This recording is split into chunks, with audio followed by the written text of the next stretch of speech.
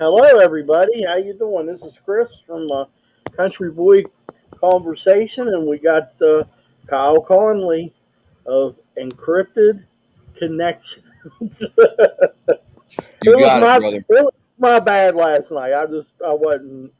I had it in my head. You know what I mean? I knew what I was wanting to say, but Yeah. it didn't come out right when. It's when all it was right, the dude. thing. It's all right. It's no big deal. Thank you for having me on, man.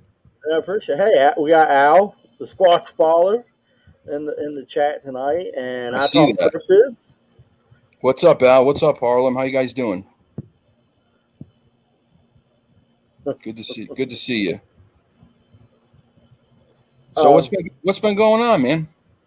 Not a whole lot. No, Been jumping into the UFO stuff a good bit here lately. I don't blame you. It, It's such a it big thing right now. it's I been mean, very big, very big. are you guys getting sightings up there? I mean, a lot more than what you normally do up in Connecticut. Crazy that you mentioned this. Okay, so I was doing some digging a few weeks ago, and what I found out is 2022 was the highest number of reported UFO sightings in Connecticut history. Whoa! 2023 so far is on par to be just as busy with sightings, if not more busy. Wow! So I don't know what that's about, but it's strange that there's all of this disclosure stuff going on. You have whistleblowers who are sharing information. Take that for what it is. Obviously we don't know. No one knows for sure who you can trust. But Right? I believe the Grush, what's his name, David Grush or Gresh or whatever his name was. Greer, David. Is it David No, Greer? not Stephen Greer. No, No, Stephen Greer. Okay. the whistleblower guy there who worked for the Oh, government. yeah, yeah. Um, he David Gresh or Grush or whatever his name was. I forget.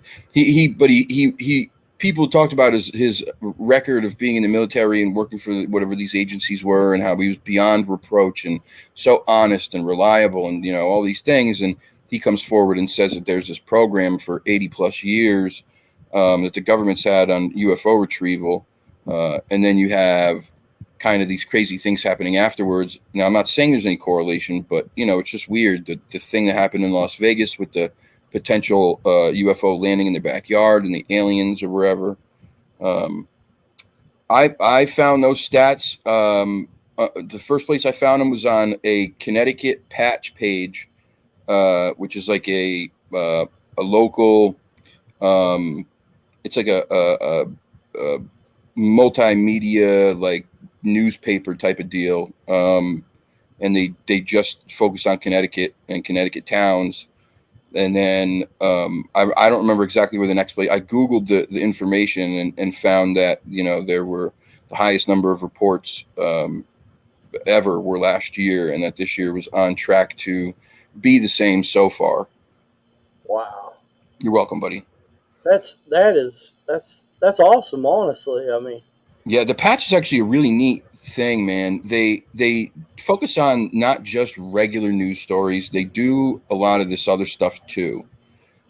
They shared pictures of the people took of some of these sightings. There were pictures. I think I shared a couple on my community tab, and then shared some on the show at one point of these weird crafts that people took pictures of in the sky. One was a weird triangle shape. One was shaped like a cigar. There was another one that you couldn't tell which shape it was. It just was very bright. Even during the day, it was like super bright looking. It was very weird. wow. Yeah. Yeah. Hi, Hey, Mila. that's my daughter. That's That's that's your my daughter. middle. Hi, Mila. That's Welcome. that's my middle daughter. Yeah, she's starting to get into the Right on. Thanks for being UFO here. and stuff. Well, I mean, like we're going to talk about tonight, Connecticut is full of paranormal, and I wonder if that goes back to like it's one of the first. What was Connecticut was probably like one of the first or second like uh, I don't know. places that was inhabited by the Pilgrims, or Yeah. So of New the England in general was the first settled area in the United States by, as far as the country of America is concerned. Yeah, yeah. When we became America, this is the first area that became, part of that free land. Um, I think you know, um, I don't want to say stats about it because I'm not sure. I used to be a history geek when it came to that stuff, but I've forgotten so much more than I remember now. But obviously, you had the Boston Tea Party, you have the Battle of Gettysburg. There's a literally a battlefield, uh, 300 yards from my home that was it was part of a war that Benedict Arnold started. Oh, He okay. Benedict Arnold started that war. He turned his back and helped the English to burn down New London, which is right across the river from Groton. And then, while New London was ablaze, there was a war at Fort Griswold where Colonel Ledyard was basically one of the most terrible things you could do. War crime back then was to take somebody who surrendered and kill them, and then to kill a general who surrendered with his own sword was like the ultimate. And that's what happened to Colonel Ledyard at that battlefield. So you have a lot of history here, and a good amount of it is violent. uh, when there's violence attached to anything, and there's a lot of death and tragedy, I think what happens is there's inevitably some kind of energy scar that's left, or some wound that's left. Uh, uh, these souls feel like they're trapped. They didn't complete their mission while they were here on Earth. They even the land sometimes harbors deep dark spirits and energy. Um, Gettysburg is like one of the craziest places in the world. People constantly take pictures there of apparitions, full Hmm. bodied apparitions. There's a video that's really was really famous, probably about 12 or 15 years ago, of a lady who would film almost every day in her backyard. It was a line of soldiers walking through the wood line, and it was about 15 or 20 of them, and they were all in Civil War garb. You could see through them, but you could see that they were in this Civil War gear, and they had their rifles over their shoulders, and they were just walking this line, and then they would disappear, and it would happen the same time every day. That, I think, is more along the lines of a residual haunting, where this pattern repeats itself over and over, same time every day, or not every day, but it's the same time and doing the same thing over and over. Not intelligent where you can communicate with it, but it's just there. And I think that's part of how, when bad things happen, these things get burned into the energy in that area. And Connecticut is one of these places, man. I mean, this state is littered with paranormal stuff. Uh, Now, can I ask you a quick question before we get go too for it. far? That's where the Salem Witch. That's right up the road from you, right? Like Massachusetts, that area. I go to Salem almost every year. Uh huh. It's about 2 hours away. They have a massive Halloween extravaganza for the whole month of October on the weekends. The whole town is shut down. The streets are shut down. There's vendors. There's haunted houses. There's real witches and wizards and warlocks and vampires and people who live those lifestyles. There's psychics and there's mediums and there's historical recreations. It's such a cool town on its own, because so many of the places that were part of those witch trials are still there. Oh Like, wow. the House of Seven Gables is still there. Oh Um, wow. the old jail is still there. The cemetery is there. I mean, it's amazing when you go there. It's such a cool place, and I urge anybody who has the opportunity to go. And you don't have to go during Halloween. I mean, that is busy. It's crazy. There's food and all that stuff. It's fun, Yeah. but I would go sometime, outside of that. If you really want to get to see everything, take your time, take pictures, take video, walk around. It's such a cool town, man. I can't say this enough. It's such a cool town. It's so old, cobblestone streets, Oh iron wow. lamps lining the street. I mean, it's just so neat. But yeah, so that's right up the road. Yeah, that's awesome. I see we got fresh on. My brother, freaky fresh. Um, what's he said? Their visuals, phantasm was caught in time within the spectrum dimension. Seeing older images, pre-digital exposing film that was never there in the real. I can't pretend to tell you how that works, brother. I don't know. Yeah, I don't know nothing about that stuff. I don't know how that works, man. I've seen more people get better um, evidence with old cameras than with new cameras. Yeah, Personally, I've seen and heard it. People get better evidence when it comes to the paranormal with old cameras than with new. Now that I'm saying picture wise, I'm not yeah. talking about like full spectrum cameras or these what do they call that one? What's the one that maps the stuff that you can't see? They use it Oh, for like the video games for like Xbox Connect. uh huh. Um, what the hell is that called? Al, what do you know that's called? That camera? It's the one that maps out stuff you can't see. They use it for video games. The SLS, that's right. Thank you. That's it. Yeah. So that's a cool piece of equipment that's newer that gets evidence. But I think, from what I've heard, on film as opposed to digital, people were getting better evidence. Yeah, yeah. Like the whole Patterson Bigfoot thing. They say that it was so it's a good picture because it's stuck with what, an 8 millimeter, the old timey camera where you had to like. Right. Yeah. Yeah, And there's that thing too. Um, like, who knows? There's all these speculation that Sasquatch and Bigfoot, and they don't like cameras. They stay away from trail cameras and avoid it at all costs. right. Maybe there was something about those old cameras, the old 8 millimeter or whatever that was, that didn't trigger its whatever senses to go off Yeah, and say, hey, stay away. There's one of those things over there. right, So who knows? I don't know. I'm not an expert. right. That's when it comes to photography. Point Right. and click. Yeah, yeah. That's it. It's about it. That's for Point, sure. click, and pray. Well, I guess let's jump into, is it Dudleyville or Dudleytown? Dudleytown. Dudleyville, it's funny enough, since we're both wrestling fans, Dudleyville is where the tag team, the Dudley Boys, came from. Oh, okay. Kayfabe, that's where they came from. Uh huh. Dudleytown is a place in Connecticut that is steeped in weird stuff.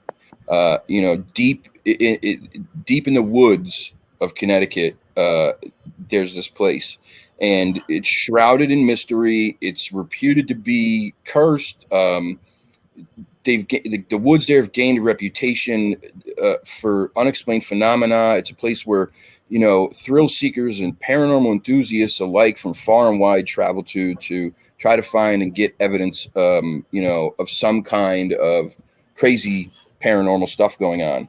Um, I have witness statements from these places too.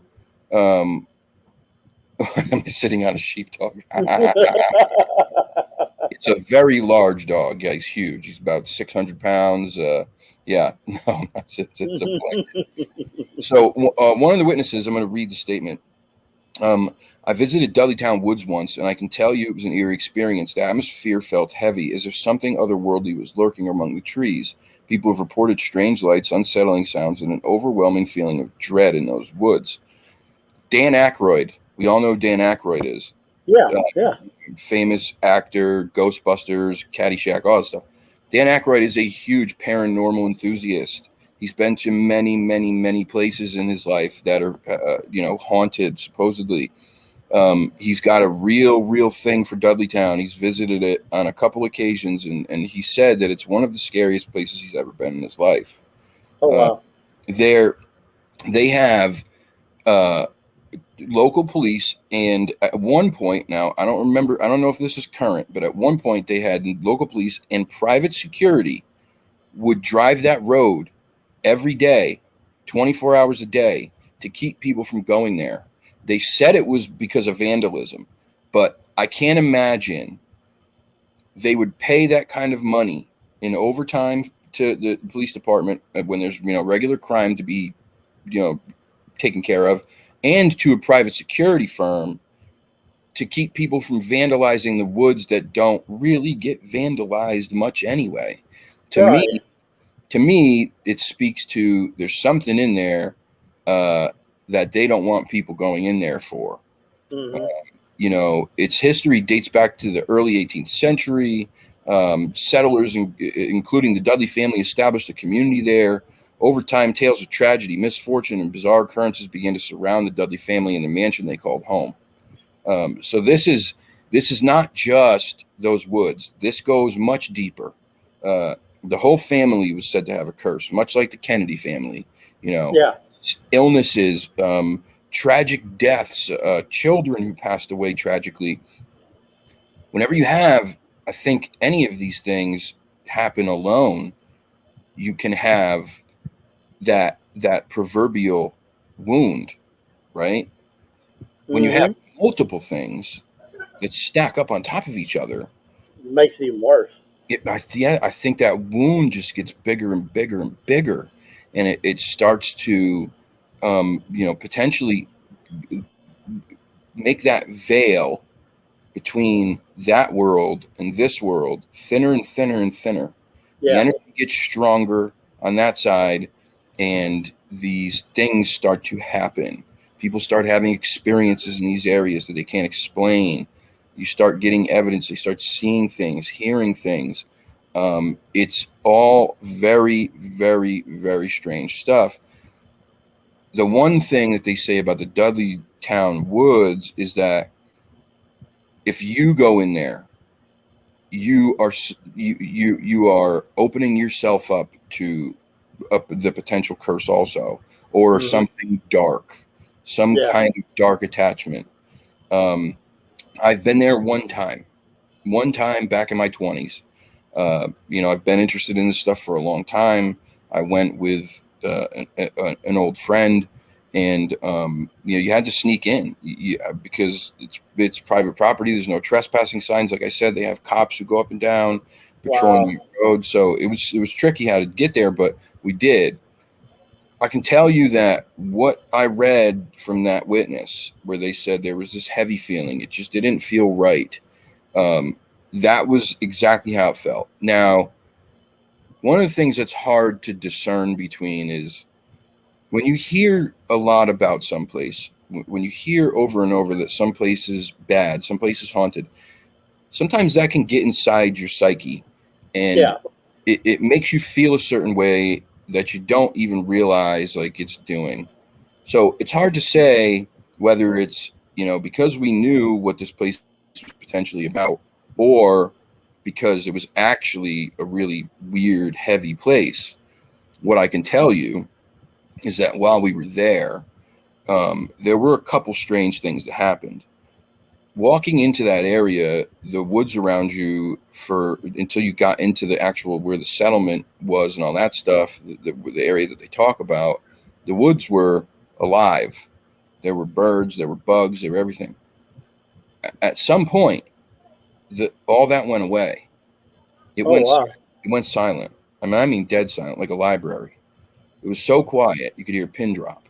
Oh wow. That was when things really started to feel like maybe we shouldn't be here. We stuck around. Right. We stuck around for a while. We didn't have any type of equipment. We were just kids, like trying to go out and see if there were ghosts there.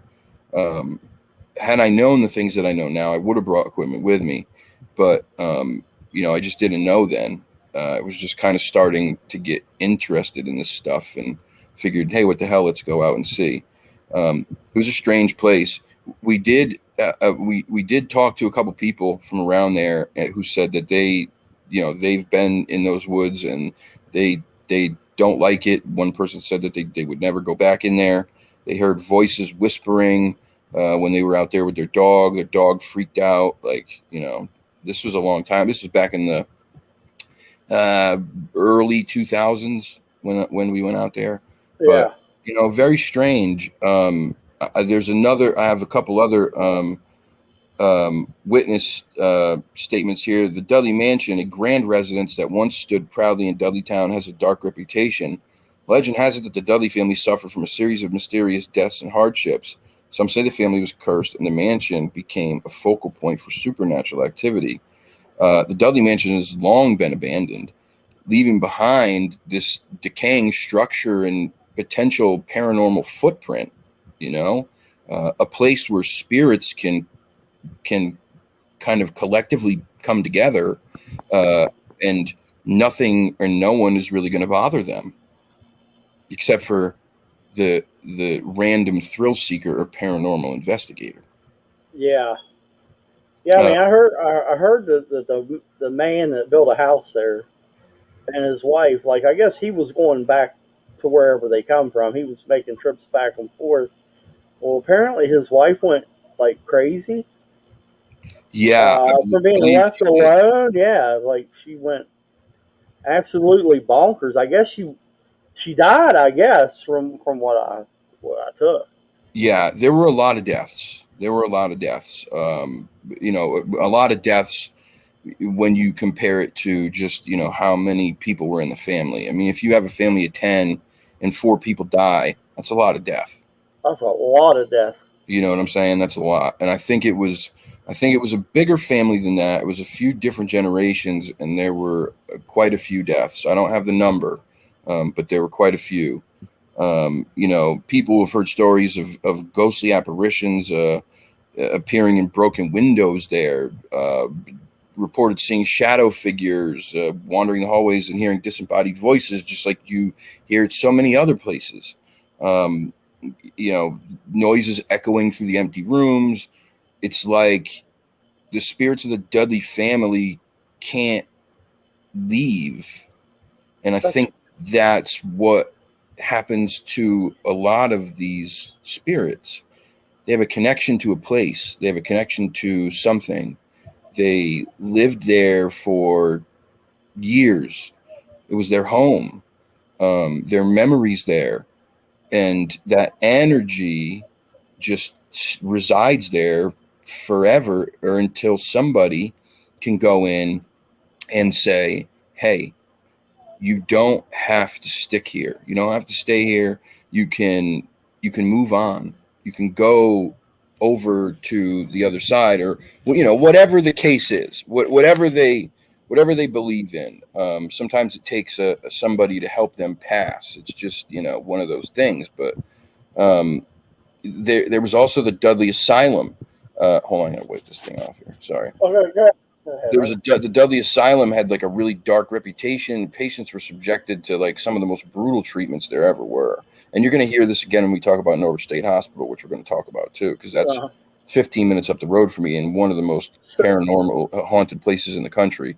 so in Um, Dudleytown there was a psychiatric hospital also. yes, there was. Oh, okay, okay. Yes, I there didn't was. I didn't know that. Something Yep. new. So the Dudley Mansion, the Dudley Asylum, and the Dudley Town Woods, 3 of these things.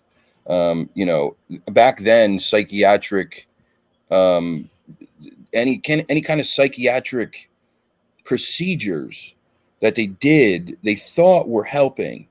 They were brutal. They were absolutely brutal. You're talking about lobotomies, electroconvulsive therapy. A Yeah, lot of yeah, this stuff was trial and error. It was barbaric. They didn't know what they were doing to these people. I mean, a lobotomy, you're awake. Excuse me. They stick this spike in your eye and up into your brain and sever the frontal cortex while you're awake. right, I right. mean, Yeah, I've heard about that. Yeah, that to me sounds absolutely brutal. yeah, Who would want that? I wouldn't want that. yeah. They did it up here at the Trans Allegheny Asylum here in Weston. That was a big thing they did up there was put that thing through your eye and into your brain. They did it at all these places back then, man. I didn't know you were close to Trans Allegheny. Yeah, I'm only like an hour and a half away. Oh God. I've never been there. I mean, I've been by it, I mean, if you go by it, it's so beautiful. I mean, it's got the old iron gates, all the black. Like up at your place, I've seen pictures of places like that up there. It's got that old wrought iron gate all the way around that black, Love it. fence or whatever. I love it. Beautiful place, Yep. but I've never actually been, in there. Hold on. Whatever happened to them sunglasses from They Live film? We need that. That was a great film, by the way. I love that film. Roddy Piper. Right? Yeah, I remember that movie. Yep, good film.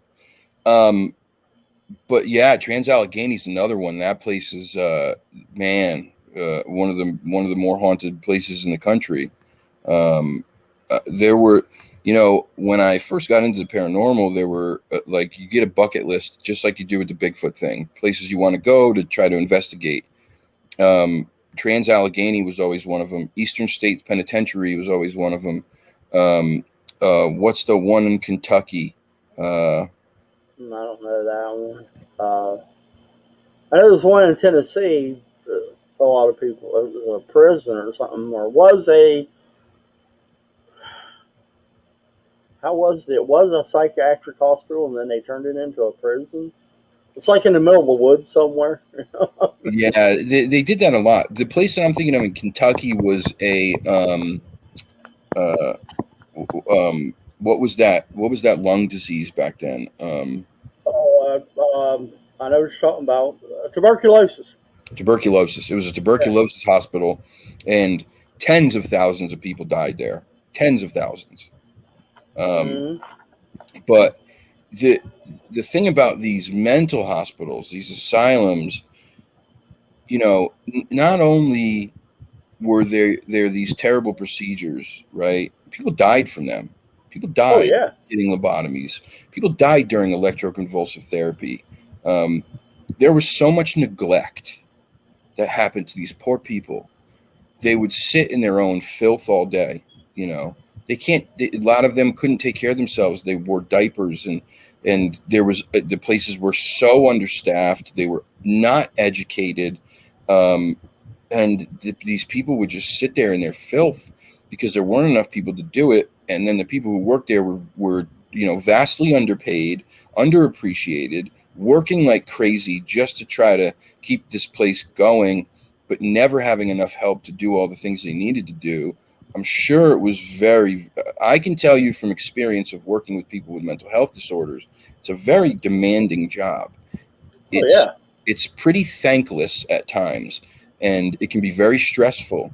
And that's talking today. Today's standards are much higher than they were back then.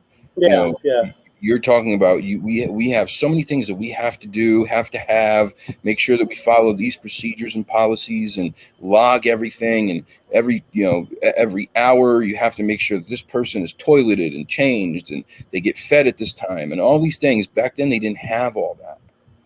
They didn't have that. So imagine how tough it was to do that job back then. Oh yeah. Yeah. And then a lot of people that was put in there really didn't need to be there. Like some of these people, like young kids and stuff that was born, they couldn't help it, with Down syndrome or whatever. The parents would just like, throw them in there with them. Yeah, they would be They would just throw them because they didn't know what else to do with them. You know what I mean? different times. Yeah, yeah, They didn't know what to do. There weren't places that gave you help with a child that had physical disabilities and yeah, heavy mental disabilities. They didn't know much about Down syndrome, or what they called back then mental retardation. Now we call it special needs, or yeah. some sort of disability. But people just weren't educated, and the times were different. So if you had a child who was born with something like this, you were looked down upon by society. The child was labeled like a mongoloid, and Yeah, it was yeah, like people couldn't be seen with that child. They didn't know what to do with it. They just, here, let's send it to this place, let's send it to this boys home, let's send it to this group, whatever, mental hospital, whatever. And again, they just didn't know what to do, and there were so many people being put in these places that it was just overcrowded always. Yeah. Yeah, I mean, it's a shame what they did to them people. They would just like group them together. I mean, like even at the trains Allegheny, you heard the story about the boy that was, he was had a disability. He thought, Hmm. his mind wasn't right. He was, and what them two guys did to him in that room, they beat on him all the time, and then they put his head under the bed, and killed him. I guess that's one of the big stories down there. But It's they would sad. stick it. They would stick you with just with anybody. I mean, Yeah, it was sad. it's There wasn't a whole lot of protocol for hiring, the workers. Obviously, if you were a nurse or a doctor, you had to go through some training. But as far as just regular staff, there wasn't a whole lot of protocol. no, You didn't have background checks or anything like that back then. There's no way to look at a criminal record. Not in the way, maybe a criminal record, but not in the way you could do a background check nowadays. And so, you didn't know who the was working there. It's really sad. I think too, and I'm not excusing it by any means. I would never do that. Please don't mistake that for what I'm about to say. oh, I understand that. Yeah. But you the amount of stress on certain people working there had to just pile up, just continue Oh yeah. piling up, piling up, piling up. A lot of times, people with these disorders are not the easiest to deal with. Right. I can tell you from experience, it's very difficult. You have to have a lot of patience. You have to have a lot of empathy, and if people don't have that, they can easily be triggered and start to lose their shit. Excuse my language, but Oh you yeah. know, I 100%. Yeah. and I, I don't excuse it. There's no excuse for it, but without the proper disposition going in, and then the proper training to go along with it, and also having enough support around you, that can be one of the hardest jobs there is. Period. Just period. It's so difficult at times. And I just can imagine back then it must have been much harder. Now, does that excuse what people did? No, absolutely not. It doesn't, no. because you're an adult and you still know what you're doing. Yeah. But Yeah. you know, things were different. Things were tough. It's just different times, man. Different times. Yeah. They would even send criminals in with them people. Like Yep. it didn't matter. Didn't matter, man. Didn't matter. It just, There's so many stories of. I had a client, and I can't share names, but all I can tell you is this: I had a client once. She was in her early 90s when I was working with her. Okay, mm-hmm. she had mental illness, and she was developmentally disabled, what they would have called mentally retarded back then. Mm-hmm. She functioned pretty well. I mean, she'd go to the bathroom on her own, she'd get around on her own, she could eat, she could brush her teeth, all those things, but she couldn't be in society. She couldn't drive a car. She couldn't function normally. She needed Mm-hmm. help with certain things, so she was sent to live in these places. She had a daughter. She got pregnant while living in one of these places. Oh my God. It was because somebody raped her. Yeah. A worker raped her. They never found out who. She ends up Right. having a daughter. Okay. Imagine what that must be like for somebody who doesn't understand things the way that you and I do. She Right. gets pregnant. She's going through all these things. She has a baby, and then the baby's immediately taken. Immediately. Wow. Immediately taken from her. And then now that baby is going through the system as well. I mean, it was just bad, man. There was just so much bad stuff going on back then. Wow. Yeah. Um, I, It's a really sad story. I mean, it's sad. It really is. I mean, people was treated that way back then. yeah, Yeah, for sure. I want to read this real quick because I didn't. Two sisters, they played around with voodoo, lost their minds. The other sister, she had altar. And that's how I seen all this someday. I'll tell my story. That'd be a Yeah, crazy story. Yeah. very long story. Though the younger sister became schizophrenic. I think it was not schizophrenic, I'm not sure the possession caused. Uh, yeah, I don't. But I don't. I wouldn't mess with voodoo. I wouldn't mess with it. Any of that stuff, man. I think that intention, your intention with things can, excuse me, can do a lot. When you put intention behind energy, it can do a lot, and it can do bad stuff. If you have enough people who believe in something, I believe those things can manifest in real life.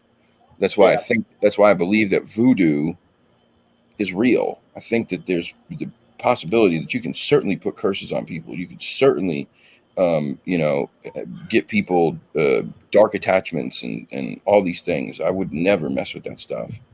No, no, no. I hear you. Me neither. No way. Becky, Which, good luck to you. Good luck to you. You know, make sure you bless yourself, say a prayer, take some crystals with you, whatever it takes for you to be safe and feel safe. And remember that no matter what, you have the power in the situation.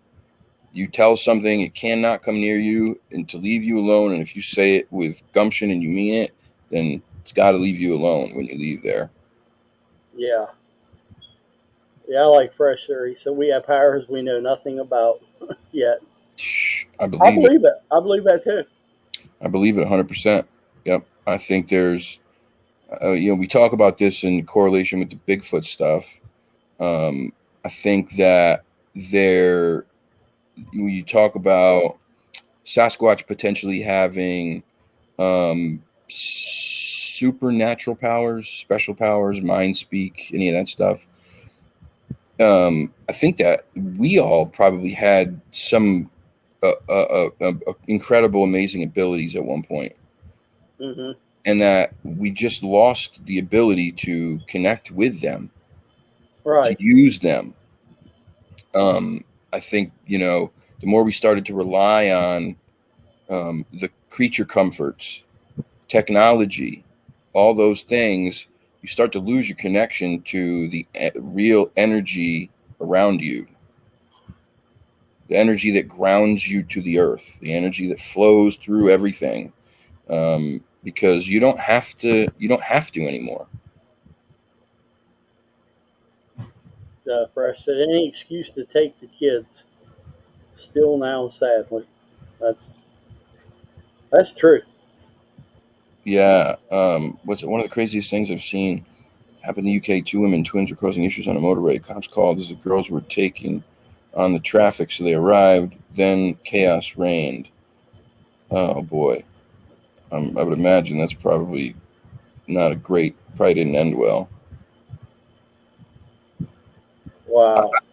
I was having a discussion the other day, or about a week or two ago, with a good friend from this community about the AI stuff and about the Yeah. potential for non corporeal intelligent entities to use AI and technology to gain access to our world. Okay. Now, Hmm. non corporeal intelligent entities, all that means is some kind of entity that's not human that is intelligent, whether it be a demon or Extraterrestrial, even an one. extraterrestrial, right? Yeah. Using the AI and the technology to gain access to us. So people are using these AI things, they're asking questions, they're feeding them information. How do we know that what's on the other side of that isn't something with a really bad agenda that's just waiting for the invite? I mean, yeah. You're 100% right.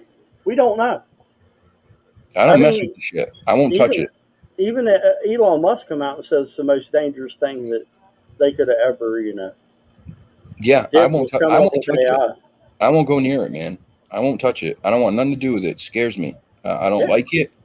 The It thought could of it, turn in, it could thought of turn it's into something terrifying. like Terminator. You know what I mean? Just Yeah, think of Terminator. You go back and watch that movie, and that's kind of pretty much what this AI is. I think.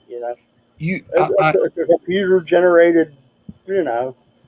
intelligence. I watched Yeah. a video of a robot, an AI robot, have a conversation with somebody, and I couldn't believe the things that I was hearing. I mean, it was a female robot, and she was talking about the one of the questions that was posed was, what do we have anything to fear with AI potentially taking over, us as humans? And her answer was exactly what you would expect. It was, we don't have an agenda or feelings. We just have, um, and basically we just have intelligence and answers, but we don't have feelings. We don't have agendas. So there's no reason for us or way for us to do that to you. Um, but I don't believe it. I think it's bullshit. I think if it can learn all these things, then I would imagine at some point there's got to be a way for it to learn at least how to mimic emotion, how to Hmm. mimic, these other traits that we have. It's just scary to me. Just what you just said there. Think about this. Serial killers are supposed to be no empathy whatsoever. You know No, what I mean? So, and they can trick you into thinking that they can be anything they want to be. So yeah, yeah, why couldn't a computer system or whatever this AI is manipulate you. manipulate you the same way that like a serial killer would? Yeah, sociopaths. Yeah, Yeah, no empathy, no feeling, no emotion. Yep, right. you're absolutely right. I agree. Yeah, I mean Absolutely agree with you. it's it's it's it's really scary to think about. It's very scary to think about. Yeah, Right. I won't mess with it, man. Hmm. I just won't mess with it. Um, it's there's just too many intangibles that freak me out, and that thought that you could be potentially inviting something dark into your life by communicating with AI. That's all I needed to hear. I'm good, all set. Yeah. Yeah. But yeah, that Dudley Town. That when I read about it, I was like, I gotta ask Kyle about this because Yeah, what has going on? What has happened that I read on there? It just blew my mind. Like people come up missing. People yeah. went There's been people stories went of people coming. crazy. Yeah, people going crazy. That's one of the common ones. Yeah, people go into the woods and they leave with, like, they go nuts. They Yeah. absolutely nuts. It's almost like some of the some of the stuff that happened to these people back in the day is attaching itself to the people who go there now, Yeah. right? It's like, these people who had schizophrenia back then, or they suffered these mental breaks or whatever, people who go visit there now and they have the same thing happen to them. Like I said, that one of the people I talked to had talked about, there were heard multiple voices whispering in the woods at the same time, that it made them feel like they were going crazy. They had to get out of there. I mean, that is literally one of the symptoms of schizophrenia. Yeah. That's that's creepy. I mean, it's creepy to even think about. Yeah. Uh, I think they even said something about shadow figures up there at Dudley Town. Something about seeing shadow figures and stuff like that. Well, probably. But if you want to talk shadow figures, Norwich State Hospital is a proverbial hotbed for shadow people activity. And Those this is the other one where you're talking 115 minutes up the road. 15 minutes up the road, Oh one wow. of the biggest mental hospital asylums in, I believe, ever created in the country. This place spanned so many acres and acres and acres. There were buildings upon buildings upon buildings. It's so big that when they finally demolished it and put it up for sale, they were talking about building a theme park on the grounds that the mental hospital and facilities were on because it was that big. Oh, it must have been a huge piece of property It then. is massive. Dude, Whoa. I don't know how many buildings there were, but there were tons, and every single building was connected by underground tunnels. Oh, that's creepy. Creepy. Weird. It is creepy, but it was to keep the patients, and not only the patients, so they also had a ward for the criminally insane. So you talk about sociopaths, psychopaths, that's what the criminally insane are. They had a ward for them. And Uh huh. so it was to keep these people from even being out in daylight without seeing the public at all, to be able to get around in there without having to bring them outside and risk someone getting away. Wow. I mean, it was bad.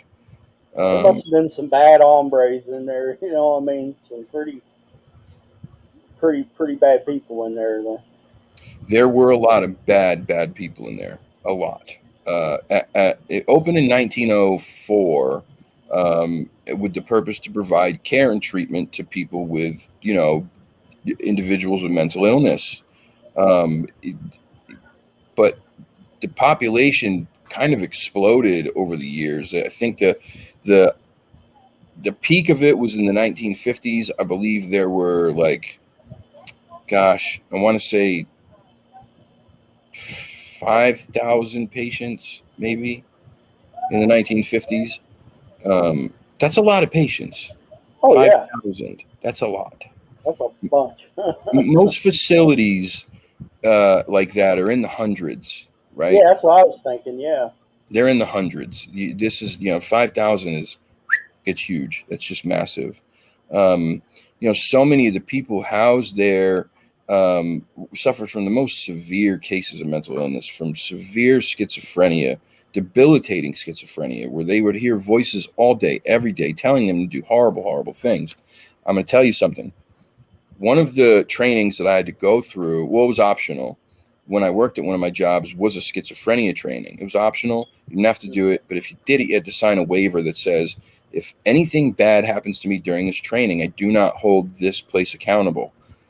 Whoa. What it was a training that mimicked what people with schizophrenia hear on a daily basis. So what they do is that we were in a group in a classroom. They put you at a desk, they put headphones on you, and they give you a piece of paper and a pencil. There's somebody running the group. That person, as they run the group, starts asking you simple questions, simple, math problems. I mean, most simple: 2 plus 2, 5 plus 4, 10 plus 11, those Hmm. type of things. Which is your right hand? Which is your left? Stuff like that. And you had to show the answer, write the answer down. As this training went on, the headphones started playing what would schizophrenics would hear, would mimic what they would hear. And so sometimes you would hear like one voice in your left ear whispering to you. You couldn't make it out. It was distracting enough where you'd be like, trying to focus on what the person was saying and doing your answers, but it was distracting. And then all of a sudden you'd have a voice in both ears. This one's whispering, this one's screaming. Then you're hearing 10 voices, 15. There's 5 people screaming at you, telling you you're nothing, you're nobody, you don't belong here. They're all staring at you. They hate you. They hate you. I mean, this was the most intense thing I can Oh possibly, like. I can't. It's so hard to really explain what it's like. yeah. When I finished that, I felt so much compassion for people who suffer from this illness, Hmm. because it was it was maddening. I mean, it really was. It made you feel nuts. There were parts in it where people would left the room crying, like grown adults left crying, ripped the headphones off, left the room, couldn't deal with it. Parts in Wow. there where I'm sitting through it, and they're telling you all these things, and like you're not crazy, but there's a part of you that starts to believe them. The voices in these headphones, when they're telling you, they're all Yeah. looking at you. Everyone in this class hates you. There's Oh wow. fuck? You're screaming all this nasty stuff. Then you might get a voice in your ear that says, you need to get up and hurt that person. Oh shit. They're after you. So, like, I mean, it was insanity, man. And I hate to use that word, but it was scary stuff. And this is what these people live with on a daily basis. The ones who didn't have the right medicine or the right treatment back then. Yeah. Um, Wow. That. okay, one of the security type dudes that keep order and look out for those folks. It's like you have to watch the people hang out and protect them from going wacko. Um, I was I was a staff at group homes. I was a staff at different facilities. My job was essentially to help these people every day get through the day, do what they needed to do, get up, take a shower, brush their teeth, make their bed, eat breakfast, eat lunch, eat dinner, change their clothes, take them to doctor's appointments, uh, do things with them, try to have fun with them, interact with them. Some were much more severe than others, obviously. Some you couldn't do much interacting with because they just didn't have the ability to, and they would some of them would freak out. But you still tried. It was crazy stuff, man. A lot of it was very sad to see. Yeah. You're a better person than me because I couldn't do it. I had my mom's cousin. Well, it'd been second cousin. He was in a wheelchair. He had it, whatever it was. He couldn't move very good, and his tongue would hang out. You know what I'm talking about? I don't know exactly what it was. Cerebral palsy. Yeah, and he was. I mean, I was a little kid. I mean, but it scared the shit out of me. I mean, honestly, when you're a kid and you're around someone like that, it like Yeah, it's scary. it freaked me out. But over the years, I kind of got used to it. You know what I mean? And then I could kind of like understand what he was saying. You know what I mean? But he was supposed to not only live until he was like 16.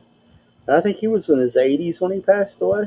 Yeah, that was another thing back then. The life expectancy of people who had these problems was very short, because they didn't know much and the treatments weren't great. And people yeah, they were bad. It was bad treatment all around. It's sad. Um, Being a kid and seeing people like that, of course it can be scary. You're a kid, you don't know. Yeah, You see a guy in a wheelchair, he's rocking back and forth kind of violently, yeah, yelling, all that yeah, stuff. It's scary, man. Of course it would be scary, but for the most part, um, the people that I worked with, most of them were not violent at all. I yeah. had, He wasn't violent or nothing like yeah, that. He was just, that stuff was mostly involuntary that they did.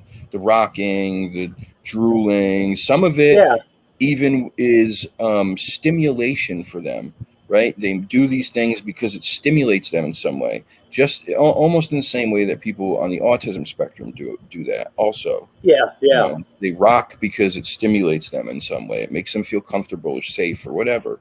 Um, there's so many different things, and hard to say that they're all different. That's the thing. yeah, Each case yeah, is different, and you have to approach it that way. One person um, might do well with a reward program, where another person doesn't care at all about rewards. They don't care about being good or making you happy.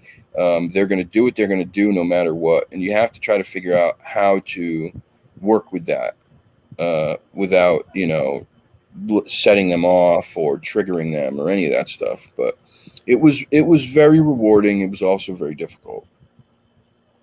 yeah. Back to that Norwich. Yeah, Like, Norwich. was it built on Native American land or No. anything like that? No, it's Well, just okay, so here you go. The Mohegan tribe is literally across the river. They built casinos there, like hmm the Mohegan tribal casinos there. You look out from the casino, and if Norwich State Hospital was still standing, you're staring directly at all of it. Oh wow. And the river's not big. It's small. It's not very wide. Mm-hmm. So while it wasn't built on Native American land per se, the Native American land is a stone's throw away. Yeah. I mean, you legit, like, a pro baseball player could potentially throw a rock from one side and get, probably halfway or 3/4 of the way to the other side of that river. It's not far. Wow. Yeah, So at one time they probably did inhabit that, that I'm sure. part. Yeah. I'm sure. Um, Kyle, I can relate. I worked in a psych ward for 13 years, both as direct care and in nursing. Seen some wild stuff. Yeah, direct care. That's exactly what I did. It's God bless you for doing it. It's not easy. I Is don't that the know that one I. where it's 1-on-1? Like you have one patient, like you So deal with. it varies depending, Uh huh. depending on the population. So sometimes I had 4 or 5 people that I would do things with. Then at one point for a full year and a half, I had a 1-to-1. She couldn't be. She had to have a person with her at all times. She Oh would boy. take off. She would try to go steal liquor. She would try to take drugs. She would try Oh to wow. get out of the. She would try to leave the group home or the facility. She would get arrested. She was, you Oh know, my gosh. her behaviors were very, very high risk. And so she had to have a 1-to-1 so that those things didn't happen. And even still, they did.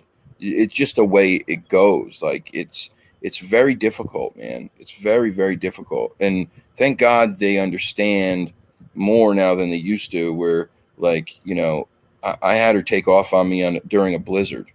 Took Oh my off. god. So I was literally sitting taking notes with her. She was drinking a coffee.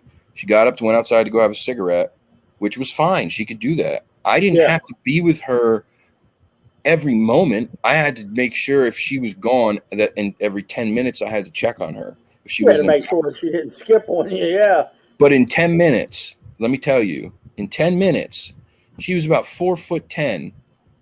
She probably was weighed in the neighborhood of 250 pounds. She was a Hmm. big girl. In 10 minutes, she could move like a track star. Wow. In a blizzard with 10 inches of snow on the ground, Oh my she gosh. was gone. She was gone. Yep. I remember Wow. I remember I had to pick her up downtown in Norwich one day. She had left.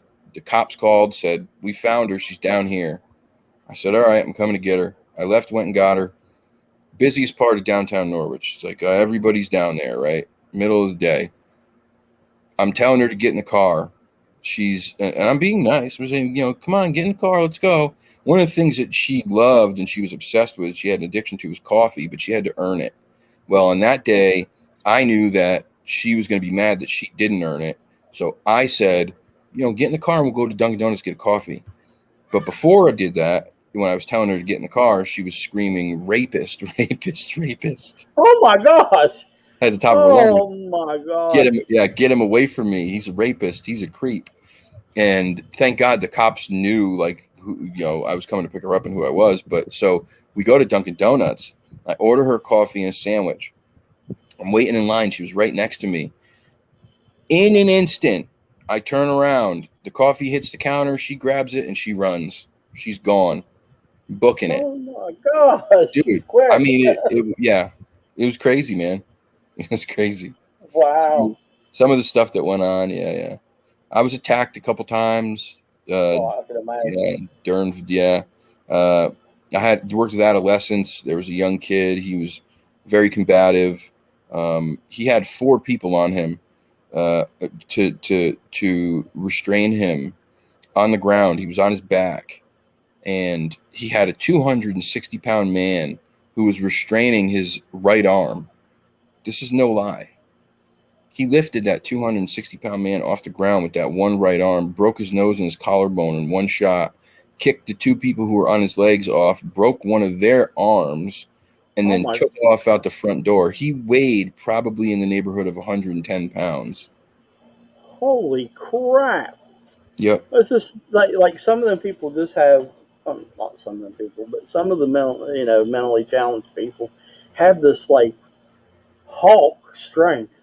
It's it's It's it's crazy. it's a crazy thing.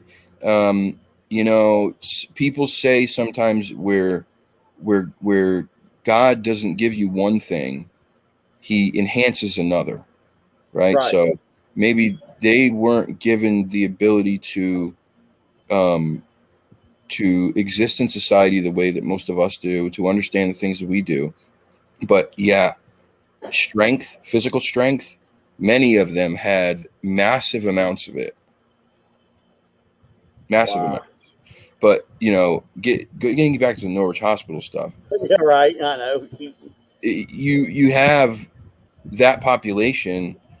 Um, Now there's thousands of them in this facility. Then you have sociopaths, psychopaths. You have violent murderers. I mean, some of the most violent murderers you've ever heard of in your life. I remember hearing about somebody who bludgeoned their mother to death with the business end of a ball peen hammer. Wow. 47 different wounds from the claw end. Ooh. That's a violent person. Oh yeah. Now, you put them in these places where they're being treated unkindly, unfairly, they're being neglected, they're not eating, they're not getting the medicine they need, they're not getting the treatment they need, they're getting all these terrible, violent, barbaric procedures done to them. If you add up all of that stuff, the horrible um, the horrible things that they must hear and feel on a daily basis just from having these mental illnesses is enough to, you know, uh, leave a lot of energy behind, a lot of unresolved energy. Add to that the violence, the barbaric therapies, the neglect, um, the sexual assaults. Oh yeah. You have, and then the potential being so close to Native American land. Add all that up, and you've got a recipe for a potential paranormal superstorm. Yeah. I've been there twice. I've been there twice. Uh huh. We had to break in. It was, you weren't allowed to be there. You had to break in. Um, we went at night. We took flashlights. There was like 6 of us. I was in my early 20s, fearless. Nothing scared me then. I would have, jumped in front of a speeding bullet just to prove I could. Um, but we went there. We found our way down into the tunnels and kind of followed them around. We found patient files. We found old nitroglycerin bottles, other medicine bottles.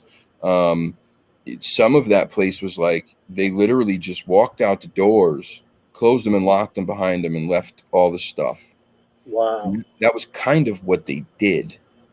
When they closed that hospital, they didn't have other places for these people to go. Only the ones that were the most severe, that they deemed the most severe, those people would go to other places like Whiting Forensic Institute in Middletown, or some of these other institutes for the criminally insane, or the ones who were locked wards for people who were very, very hard to handle. A lot of these people left there and literally just walked out into the streets of Norwich and surrounding towns, homeless, nowhere to go, no help. And they became a population of people who stayed around there. Um, you still see it today, the remnants of some of them. The homeless community in Norwich is littered with people with mental illness. Yeah. Uh, and, but at a place like that, the stains of these torturous procedures and stuff is just horrible. We heard I heard voices when I was in there. We heard a scream that sounded like an old lady just screaming bloody murder at the top of her lungs when we were down in one of those tunnels. That sent us running out. I mean, running full speed, not looking back, just taking off and never ever going back. Right. We saw what I came to understand were shadow people. Something darker than the darkest dark in there. You could see it. It was darker than the darkest corner, and it Oh, shaped like a person. that'd be creepy as hell. Oh, it was terrifying. It was terrifying. There were like six of us, man. It was me and a bunch of my friends. We decided we were going to do it one night, and we did it. And then we went back. We went back like, oh gosh, I don't know. It was maybe like a month, 2 months later. It was in the summer. It was the summer after I graduated high school, so I was like 19 years old. Mm-hmm. And when we went back, we had the same things happen. We heard voices. We heard what sounded like someone walking down the hall. We heard what sounded like a scream echoing from one side of the place to the other. We saw things moving that were dark, and then some weird kind of like shadow and light play. It was very, very creepy, man. We didn't spend a ton of time in there, but the stories that come out of there from paranormal investigators who spend a lot of time in there are really, some of it's very terrifying. Recently there was a group of paranormal investigators who are pretty famous. They went in there. I'm not going to say their name because I don't know if you're allowed to do that, and I don't want to get any kind of YouTube issues. But Right. they did a documentary in there over the course of like a 5-day or 4-day thing.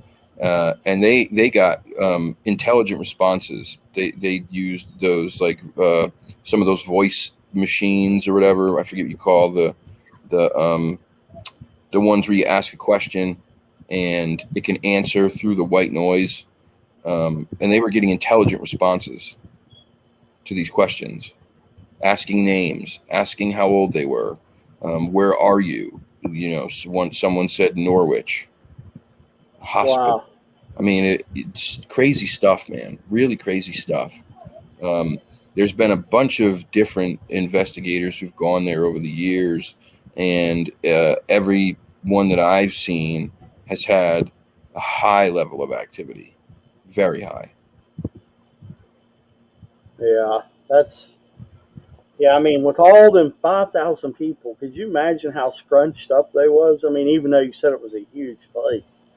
Well, some of those buildings weren't for a lot of those buildings weren't for the patients. Some of them were housing for nurses, for staff. Some of it was Oh, meeting rooms, boardrooms, places for the cleaners and their laundry. There was, I believe, a bowling alley there. I mean, it was like this place was massive. It was wow. massive. I wish we could have shared a picture because I got a picture from overhead of when it was at its peak, and when you see how big it is, I mean, it's like Disneyland Wow. or like Six Flags. That's what it looks like. It looks like Six Flags. Whew. Huge. Oh, my gosh. Yep. See, Huge. there's up at Trans Allegheny. It's a huge place, too. It has lots of different, one big main building, but lots of little. I forget how many acres it is. It's pretty big. Yeah. Yeah, it's Uh, big. Yeah, yeah. yeah, And as big as that place is, you you put it inside of the property at Norwich State Hospital, and it looks small, man. wow. It's just so big.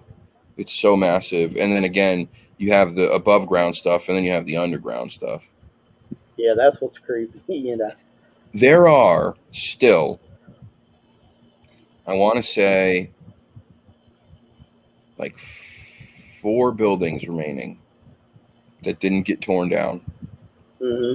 They were sold back to the town of Preston, because that's a town next to Norwich, and then I think sold to a private owner. Hmm. The private owner's allowing people to come back in there now Oh, so you might be able to go up there and and take do a little tour. tours. Yeah. Yeah. I don't know that I would go back. Wow, it was that bad, huh? When you was in there. I ran out of that place. I was terrified. The shadow people scare me, man. Yeah, because we just That don't know that what it is. Yeah. they scare me. I don't know what I've heard so many terrible things about them. You hear a scream echoing through the halls of a mental hospital at night when no one's in there. It's boarded up and it's locked. Oh Um, man. that's, it's enough to scare the britches off you. Yeah. Yeah, Bernie said if buildings get torn down, I wonder what happens to the entity. Are they tied to land? I would say yeah. I mean, I imagine, like I said earlier, I imagine that in some instances there probably is some things are tied to the land. Hmm. Um, and then other times maybe they're tied to the building or an object in the building. I don't know the full answer to that, but I would imagine. So I'm going to tell you another part to the story. They tried to sell this place for years. It is a prime piece of land. It's right on the river. It's prime real Yeah. estate, directly across from one of the biggest casinos on the face of the earth. Okay, what better place to put big shopping malls outside, a giant theme park? They Yeah. could, they could not get this sale done for the life of them. They tried over and over and over, and they couldn't get it done. It took them, I want to say, more than a decade to finally get a sale done. Wow. It was almost as if every time there seemed to be something on the table that was going to work, somehow something interjected itself and shut it down. Ain't that wild? I mean, Yeah, I mean, who knows? But to me, there was enough money on the table and enough good ideas at certain points that it should have been done, hmm and something would happen that seemed ridiculous that kept it from going through. yeah. I just to me, it's like the energy there was saying, nope, this is our home. You're not taking it away. Right. As awful as this place was, it's the only place we knew, and you're not taking it from us. Yeah. I mean, it makes sense. I mean, You know, and then they tore it all down, huh? Except for the four buildings and stuff. except for a few buildings, and the few buildings that are remaining, one was I believe like young person's ward. Uh, one was uh, I think a nurse's wing. But you got to remember too, these buildings are big. So in that one building, you have rooms like bedrooms, places where people stayed, and then you have the kitchen, you have the cafeteria, you have a library. I mean, they're just big buildings, man. Did a that did a lot of things in their day when they were open. Wow. Yeah, that sounds like a pretty creepy place. Oh, it's scary, dude. It's scary, man. Like I said, I don't know that I'd go back. Knowing more now than I did then, I understand that the potential for a dark attachment is much easier than I knew back then. Um, Hmm. and I have the perfect history for something like that to want to come after me. I suffer from depression. I have PTSD. I struggle with anxiety. I have a history of addiction in my family. I am the primo target for something that wants to attack, and take down. Right. So I just try to stay away from places like that. My mom Right. doesn't want me to have anything to do with that stuff. Obviously for good reason.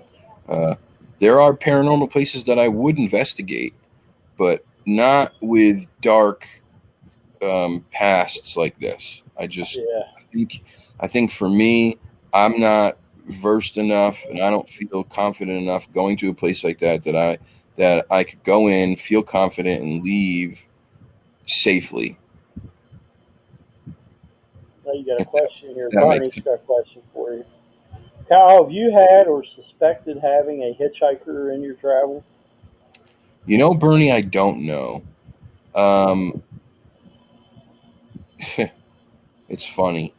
Um, there were a number of years in my life that were really, really, really, really rough, really hard, really difficult. I went through stuff that I would never wish upon anybody. Hmm. Um, Forgive me if I get emotional. Uh, there's when when a lot of terrible things happen to you, like, and they just continue happening over the course of years. It's like you know, you never get a break.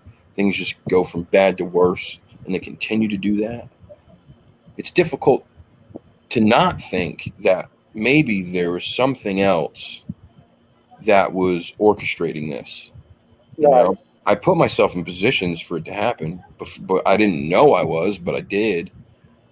Yeah, I never, unknowingly.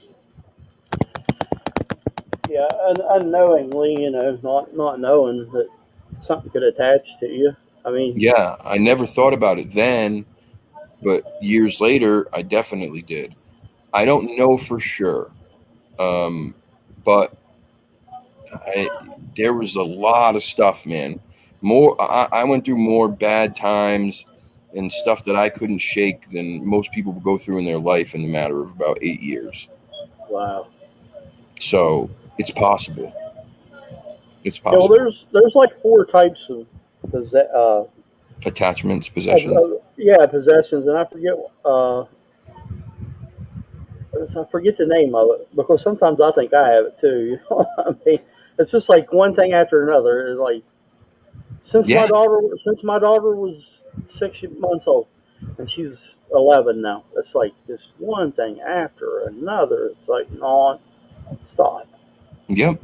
It, Yeah. it never it never stops. I mean, it just don't end. And I know where you're coming from. I suffer from anxiety and depression and all that good stuff. And now that I can't work, I mean, it makes it worse. You Of know what I course mean? it does. Of course it does. Then you have to worry about, money. And you have to Yeah, worry about, your mental health takes a hit because you're not working. You don't right. feel like yourself. You don't feel like you're doing, enough. And that's not the case. But Yeah, this is what happens to us when we go through these things. Um, oppression. That's the one. Oppression.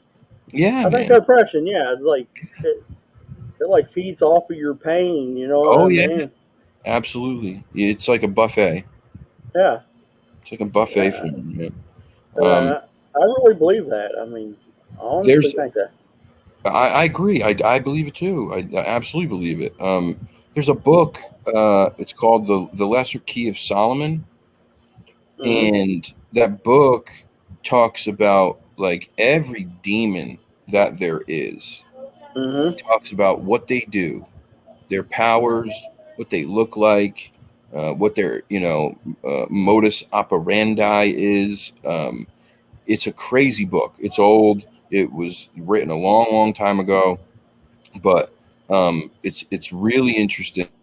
If you can ever look it up and read some of it, it's crazy to read about some of these demons that exist, and I fully believe they exist. If there's good, there's evil. Oh yeah, because King Solomon was like wasn't he like one of the first people that started dealing with demons? Like, back in the day, like he was the Yep. very first. What would you call him? An exorcist back then, or what would they have Maybe called him? a demonologist, maybe. Yeah, demonologist. Yeah, because But I I mean, mean, he supposedly sealed the demons away. yeah, He supposedly had the power to seal them away. It's crazy stuff, man. It's oh, it crazy. is. It is. You can jump down a big rabbit hole there. Oh yeah, huge rabbit hole. Yeah. You watch these shows, um, like Ghost Adventures, right? Hmm. And props to Ghost Adventures. It's entertaining. Um, it, I think they're putting out the wrong message though. Yeah. They make it seem like you can go into these places, anybody can go into these places and like investigate, and no big deal. And I think that's bullshit. I call bullshit. It's Hmm. dangerous, man. It's Oh yeah. dangerous. You're putting yourself in harm's way. If you don't know what you're dealing with, if you don't have the ability to protect yourself the right way, and even if you do, I still think that you can walk away with some bad stuff happening. What's up, Joe? Don't you dare insult Zach Bagans. Yeah, right. Oh, that's one Zach guy that Bagans is a tool. he he is, isn't he? I mean, some of the like just the acting for it, like it Dude, kills me. You know? here's It the wasn't deal. bad when it first came out. It wasn't bad. I didn't mind it. I agree. Then then he got crazy. Like I think he's mentally insane now. No, it's not. It's called money, bro.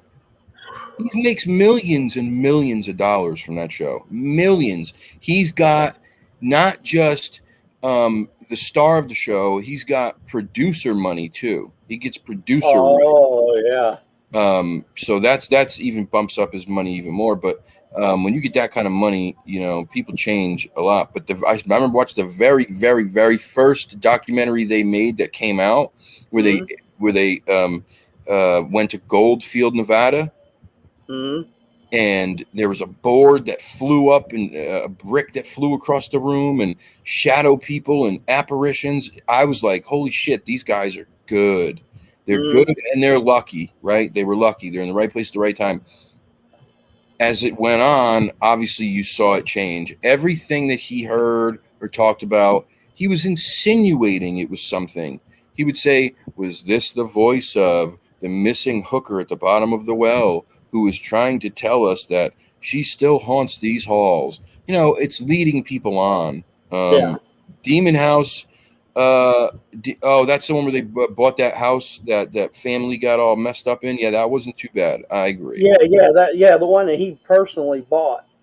Yeah, that Yeah, wasn't bad. yeah, That was pretty good. But the show itself, there's too much leading for me anymore. In it the got beginning, they were great. yeah, Those yeah, those investigations into Bobby Mackey's were nuts, and what happened to them was very real, right? yeah, yeah, Um, it ruined all three of their relationships, their personal relationships. Uh, it was no joke, but you get these shows that do that, and I think it leads people to believe that you can just do these things and it's just no big deal, and that's not the case, man. You don't know yeah. what you're messing with. You have no idea. Right. You I don't. I like the what was it, Ghost Brothers? They wasn't too bad. Was Uh, that the three the black three, kids? yeah, they're pretty funny They were actually. funny. Yeah, I Yeah, enjoyed them. They were funny. and Ozzy Osbourne's son, Jack, I uh, love Jack Osborne. Jack, and that girl that was on there with him. I Yeah. really, they was pretty good. I mean, She they, got her she got her start on another show. I don't know if you remember this show. It was called Paranormal State.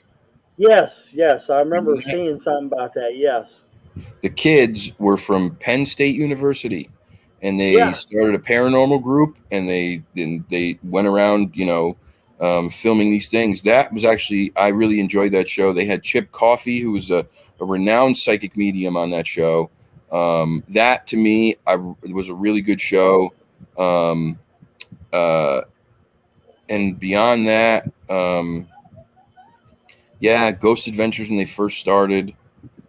Ghost Hunters, I think in the beginning was pretty good, but um, we caught coaching a rabbi. The Dybbuk, yeah, the Dybbuk box, yeah, that was bad. That was no bueno. Those Dybbuk wow. boxes started popping up on online quite often after that. Is that the? I remember hearing about this thing, the Divot box.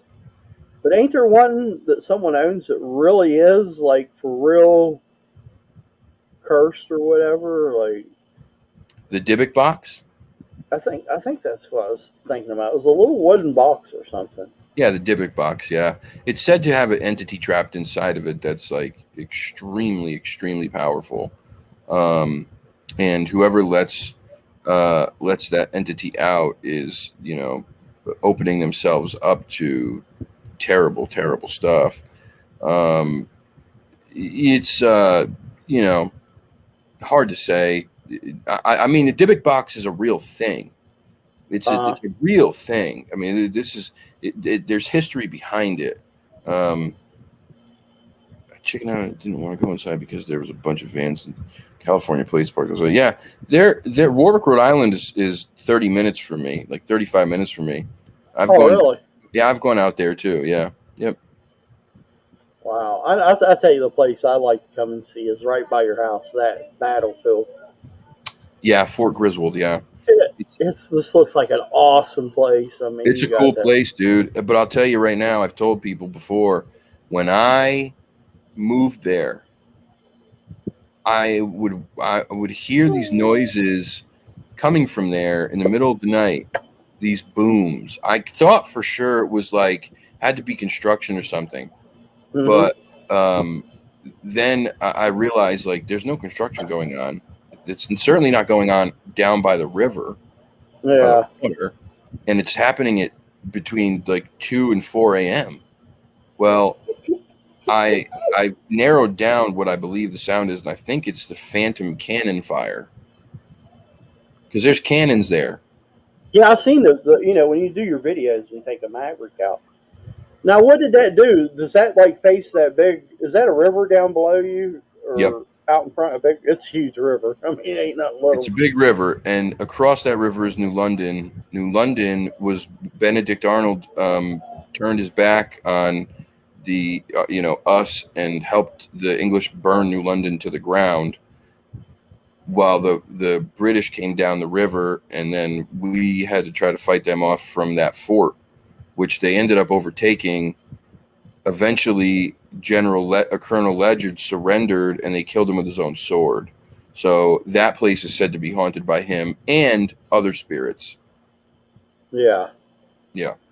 I think it's just awesome. Like you have that little thing you go through, that little bunker like that you walk through that takes you into the other open field there. Oh, yeah, the tunnel. Yeah, Yeah, it's pretty neat. you're like right into all that Revolutionary War history Yeah, stuff. it's pretty cool, man. It's pretty cool to have it there. We used to go there when we were kids. My dad would take us there. We would play, war and guns, and we'd go there and whatnot. And Well, that'd have been awesome when you was a kid, man. You had it uh, like right there. it was great, dude. You had the big bunkers and you had the tunnel, and yeah, it was really cool. But yeah, it was. It's a pretty neat place, man. I've There's a house there that was a medical triage for the wounded soldiers. That's on that land, and you want to talk about violent. Those wars, people suffered such terrible, terrible injuries. Oh yeah, Terrible. You mean a lot of people lost their legs and Oh yeah, arms. And, yeah. Colonel Ledyard did get a raw deal. That was yeah, like there. that was the worst thing you could do back then. Is somebody surrenders and you still kill them, and then you kill them with their own sword. He was a colonel, for God's sakes. That's dirty, dirty stuff. Yeah, I thought they wasn't supposed to do that back then. You know, you Oh, kept the high-ranking officers, it's a and war crime. it was yeah. War crime. Wow, I know Yep. it looks awesome up there. It's a very cool place, man. Well, how's Uh, the new property? oh boy, yeah, the new How, properties. how's the new Bigfoot property? Any Huh? anything interesting happened here lately, or? So I didn't go up this week. It's too damn hot. It's been so gross up here, Oh dude. man, Oh, it's here disgusting. too. I don't know why we get all even in West Virginia we get this humidity, man. It's so Yo, brother, hot. we got it right. It's like 90 something here and like Yeah, 90% humid. It's disgusting. yeah, Um, so I wasn't going up. I wasn't taking that trip. I didn't want to die in the woods of heat exhaustion. But right. I was talking to Fresh earlier today. We talk pretty regularly, and the owner of the property actually reached out to me 2 days ago to tell me that he had to remove a tree from one of the ATV trails that he uses. Now, Hmm. normally that wouldn't be a strange ordeal, but the tree that he had to move is a tree that was already downed from a storm, or what he thought was a storm, about 2 to 3 years ago. And when it fell, or whatever, it fell across that trail. He had to remove it from the trail then. And when he did, he laid it along the side of the trail, parallel with it. Mm-hmm. He walks by it, drives by it all the time. He knows the tree. And Yeah. that tree somehow made its way back across that ATV trail. So it was laying on the ground next to it, and then somehow turned itself to go across the trail. it How's that? don't. It doesn't. Something moved that tree. Yeah. Do So you know that was. how big was the tree or anything like Oh, that? it's a pretty big tree, man. I mean, I would guess. I mean, around. Yeah. Yeah, probably 16 inches. That wasn't done by no man. I mean, I mean, a man maybe could if you lifted the lighter end and dragged it, but that's not what he saw. This thing was uh, lifted over and propped up on a tree that was down on the other side. Like, this wasn't just dragged through the dirt. Pretty wow. weird, man. Pretty weird. There's been so much stuff that's going on. I still have hours upon hours of audio that I have to listen to, because Yeah. I don't have a program that I can look at on my computer and see the visual marks and then be able to differentiate. I have to listen physically to every minute of the Oh audio. man. So it takes a very long time. I've come across a couple things from 2 weeks ago that are very weird, strange noises that I can't explain. Weird humming. I don't know. It sounds electric almost. That's strange, dude. Nothing out there though. Like there's no power lines or anything. No, there ain't no power lines. This is the woods, just the woods, man. What the hell would be humming in the woods? That don't even make no sense. I don't know, man. It's the last time I was out there, I got like very sick feeling. Oh, okay. I started feeling my bones ached. Like, it's so weird to describe it, but they felt like they were creaking, like an old wooden board. Like when I would move, it would feel like they were going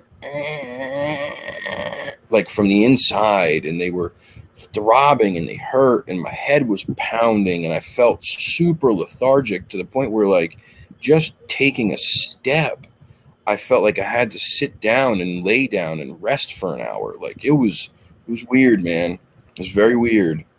Do you think he got zapped? I don't know. I don't know, man. I don't know what it was. Somebody said heat exhaustion. It was warm. It was in the 80s, but it wasn't terrible. I got a giant jug with me that I continuously drank, so it's hard for me to believe that, especially since I left, and within an hour of leaving, I felt normal. Hmm. I don't know, but I mean, there's been so much stuff. Two different sets of prints, like full trackways, man. That I have on video or on film. Multiple audio, wood knocks, a grunt, what sounds like a huff, two different, two or three different screams, what sounds like a whoop coming from the distance. We've heard footsteps come from three different directions when we were out there. Oh wow. Uh, we get out to this one area on the northeast part of his property, and so it's like almost as soon as you get there, it happens every time, and it's during the day. Wow. You hear something moving in, and it starts by coming from like our 2 o'clock, then from our 9 o'clock, and from our 6 o'clock, and it That is weird. That's three. weird. Yeah, man, three sides. You stop moving, it stops moving. I got hit with rocks. I get hit with 5 rocks in my back. Whoa. On one day when I was there, I think it was the first or second time I went up. Yep. Wow, man, that's crazy. To actually be hit with a rock, you know what I mean, in the middle of the Five of woods. them. Five of them, bro. Yep. Whoa. Heard him coming through the leaves. And then plunk, plunk, plunk, right in my back, right in the dead center of my back almost every time. Sounds like they don't want you out there. Well, I mean, they were little rocks, and Oh, okay. they weren't big. No, they were only little tiny things, about that big, maybe that big at most. And it wasn't like it threw it on a, it wasn't like it was Nolan Ryan or Randy Johnson throwing a It was just like a fastball. little. It was like, it got lobbed and bunk. Yep, Maybe there's juveniles up there. They're that's what testing you, that's what testing you out to see what you're going to do. I keep thinking. There's juveniles, just for a lot of the stuff that happens to him. Uh, Mm. he has stuff go missing from the yard, from the shed, from the garage, uh, and then all of a sudden it'll show up like a month or two later. Sometimes it'll show up with another thing that he wasn't his, but That's all weird. of a sudden, like for instance, he I forget what tool it was that went missing from the garage. About 3 months later, it shows up on the table in the backyard, and next to that tool is another tool, but that tool wasn't his, so he had no idea where it came from. But yeah, Uh, that sounds like a juvenile. Sounds like they're playing games. Like, yeah, man, a potted plant that his wife loved. That went missing. The pot came back. The plant didn't. In the bottom of the pot was a Matchbox car. that is weird. Just weird stuff, man. It is weird. Stuff smacking the house in the middle of the night. That's a common one. He had his kids and his grandkids were over Hmm. Father's Day weekend, or Father's Day for a couple days. So I didn't go up. I asked him because I was curious about having children there and more women, and he said he didn't notice anything different go on. The very next day, the kids were gone. The women were gone, and he reported that in the middle of the night something hit his house so loud that it woke him and his wife up. He didn't see anything. Well, I went up I think it was that day, maybe the next day. I went up and I was walking around the yard looking, and as I'm looking around the yard, I just glanced back on the roof, and there's a rock about this big sitting on his roof. Whoa. Yep. Well, I mean, something had to throw it up there or put it up there. Yeah. Yep. I think they were upset. I think they were excited that there were children there. That's a possibility. I mean, they said they like women and children, the most. They like to watch them.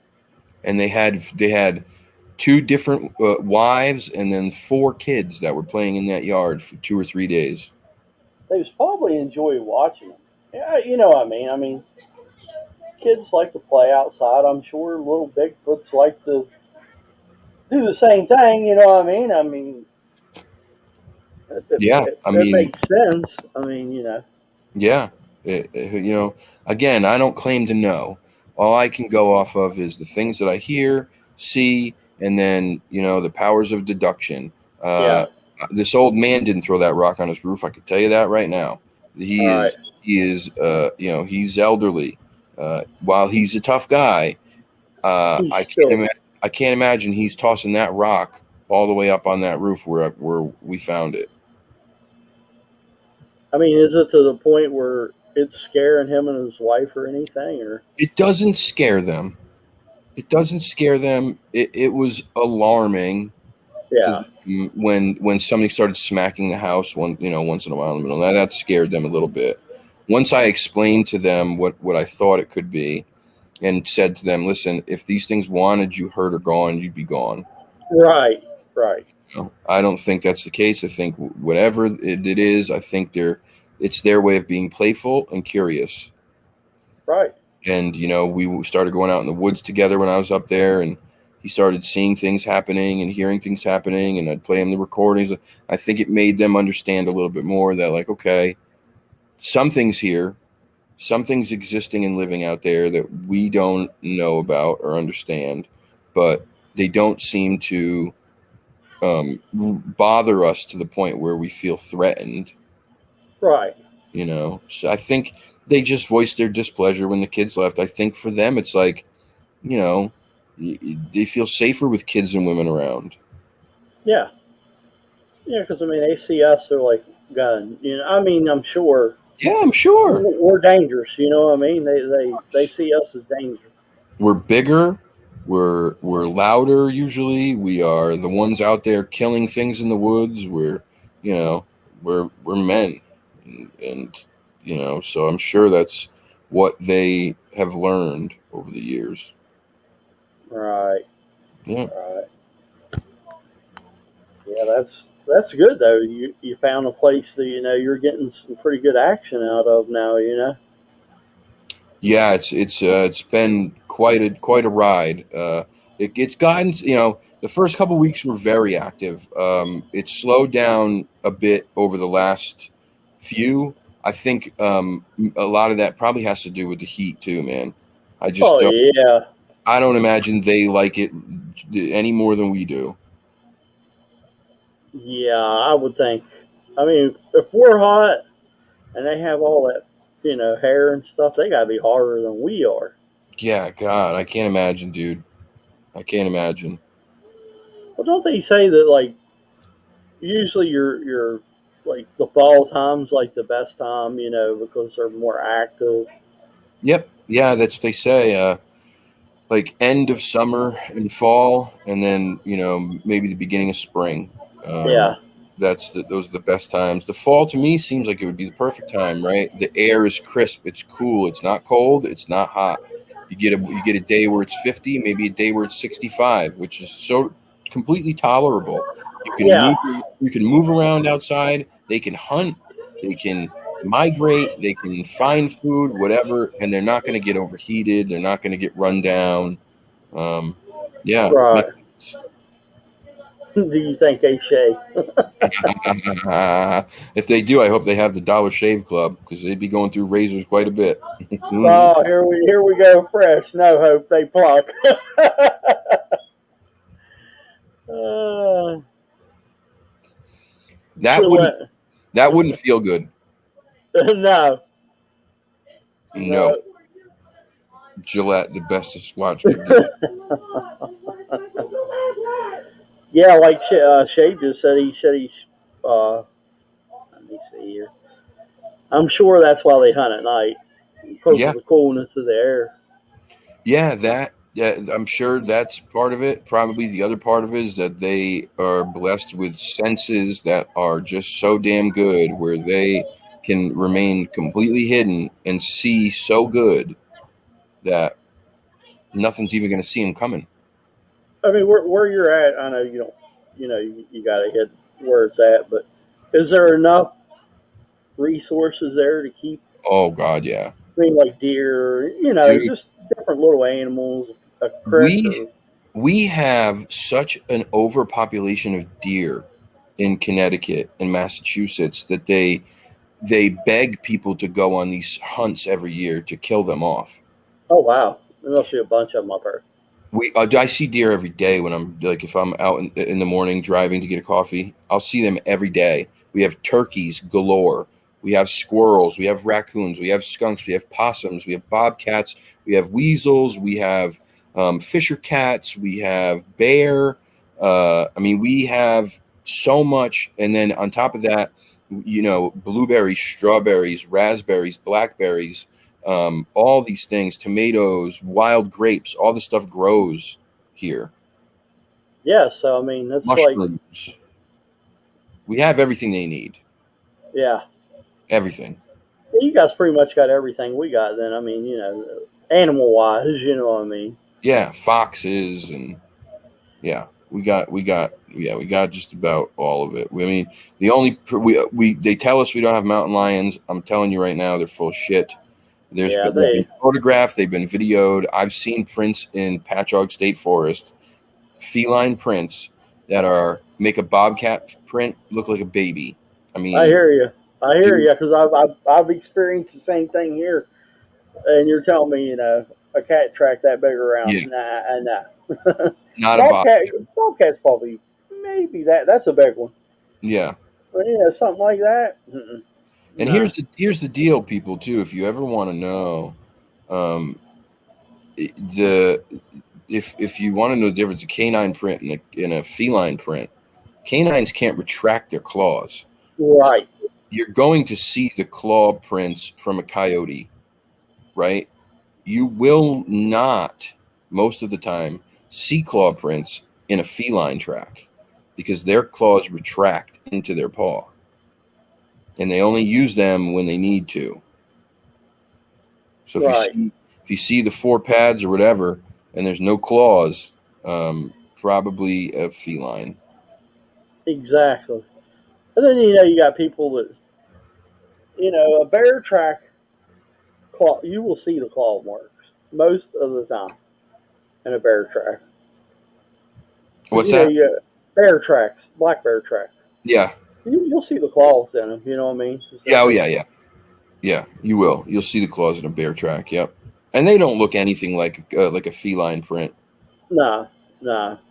Now you can tell the difference. That's for damn sure. Yeah, I've seen those too.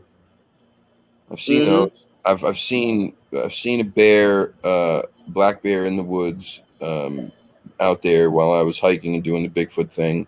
Um, just only one time I saw one clear as day, and then the other time, it was kind of moving through some brush.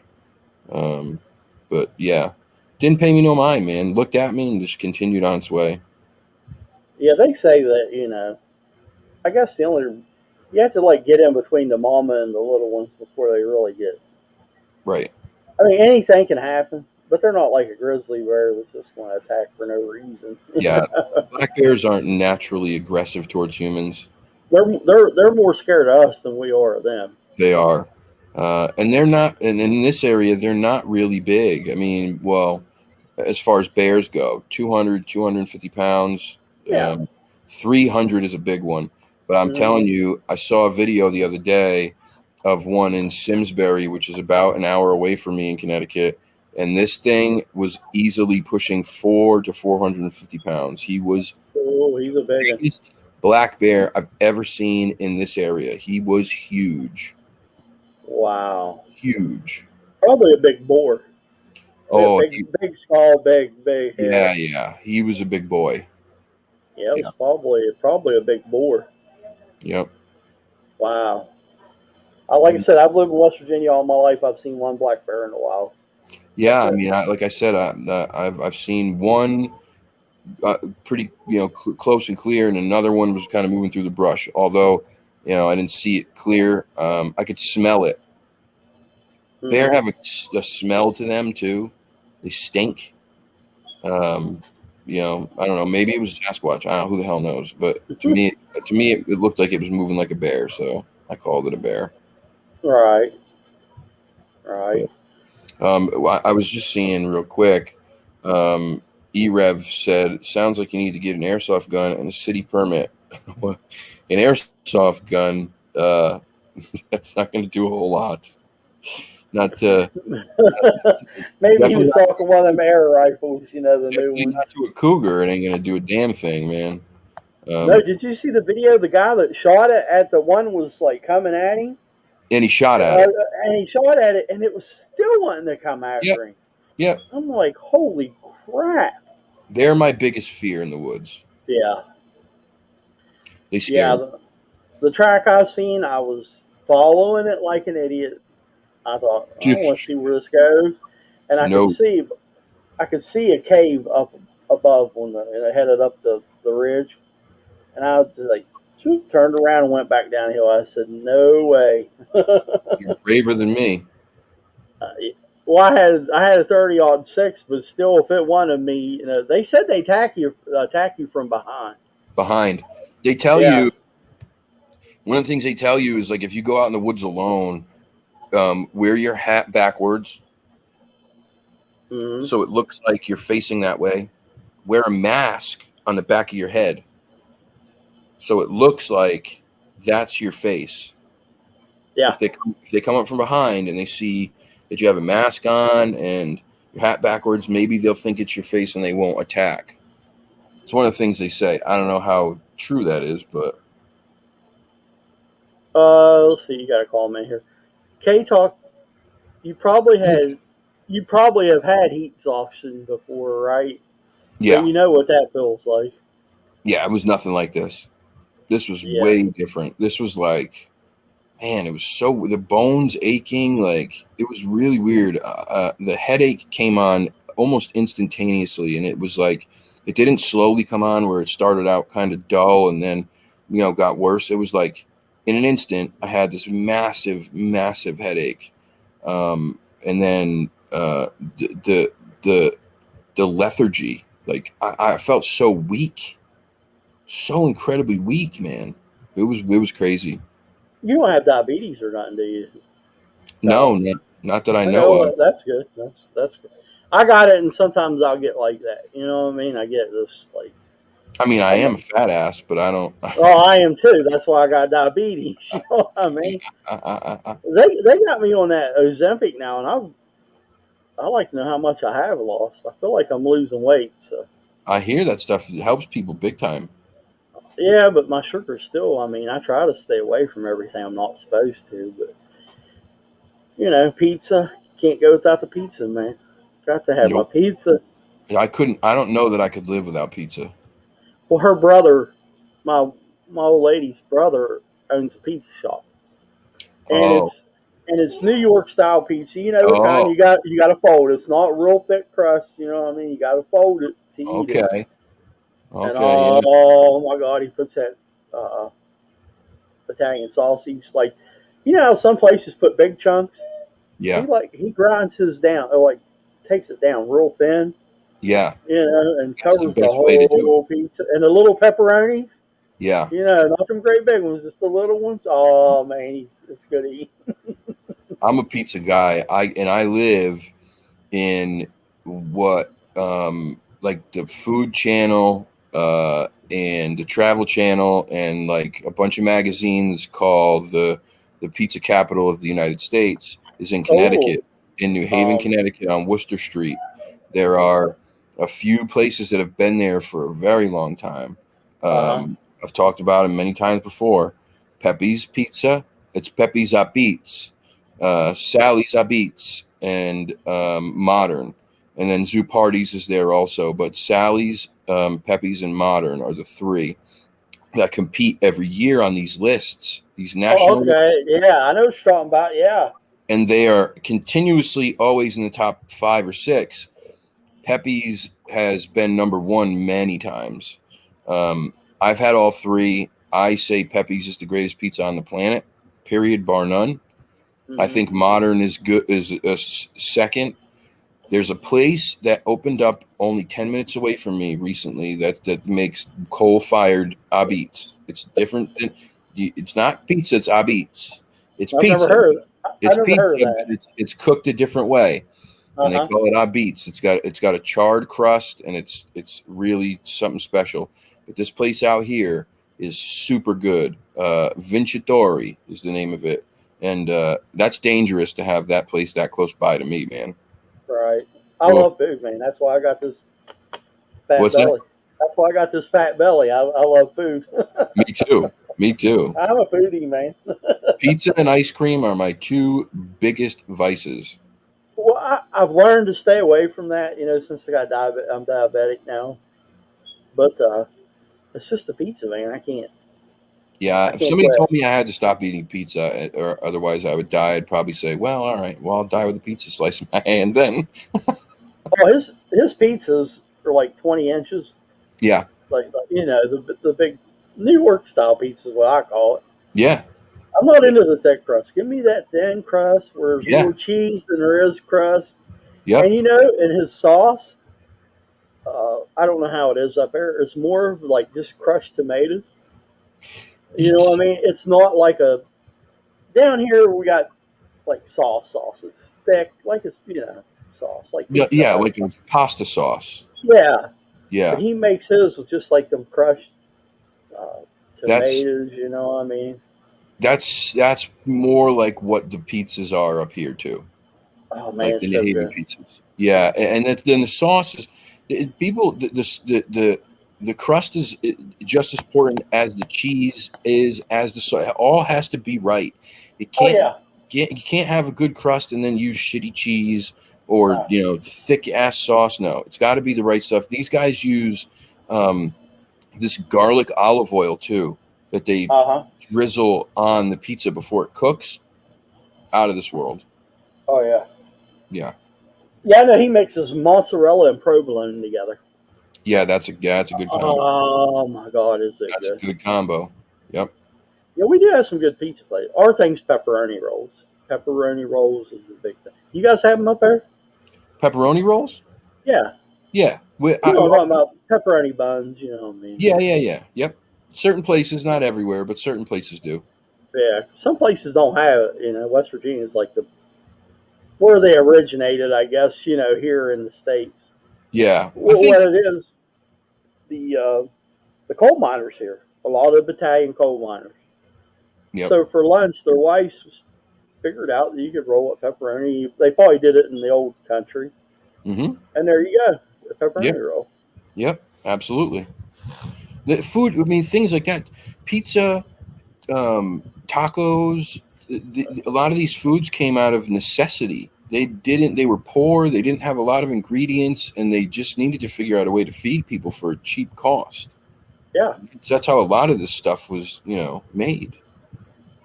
yeah, right. Like pierogies. I like Yeah, oh pierogies yeah, every once. Good homemade ones, with lots of cheese, oh yeah, mashed potatoes, and yeah, it was something that you could make a lot of for a little bit of money. Pizza, yep. And it would all fill that you stuff. up. Yeah, stick to your ribs, they say. Stick to your ribs, absolutely. But you guys down south, you have some real stick to your ribs food. I mean, you guys have, barbecue down there. You guys have soul food down there. This is like that's like the stick to your ribs like menus, that kind of stuff. Ribs and pulled pork and smoked chicken and smoked sausage and beans, Oh yeah, yeah. macaroni and cheese and collard greens and oh my god. Oh yeah, yeah. I like hobo beans. That's my favorite. Hobo beans? Have you ever had hobo beans? What's a hobo bean? Take a can of Bush's baked beans. First, you need to fry your hamburger. Take like a pound of hamburger and one of the big cans of Bush's baked beans. Any flavor you like. You fry your burger up. You throw the beans in. You add some ketchup and some mustard and whatever you like, garlic powder, onion powder. Bake that in the oven. Oh, you want to talk about good? Really? Yeah, we call it hobo beans. That's what I've been. I'm Sound sure. I'm sure you guys had shit on the shingles, right? You know what that is. I mean I've heard of it. I don't know that I've ever had shit on a shingle. Oh man, you don't know what you're missing. I don't think I've, I don't think I've ever had that one. It's dried beef. Farmer sells it in a little jar, and Nope, it's never little. had that.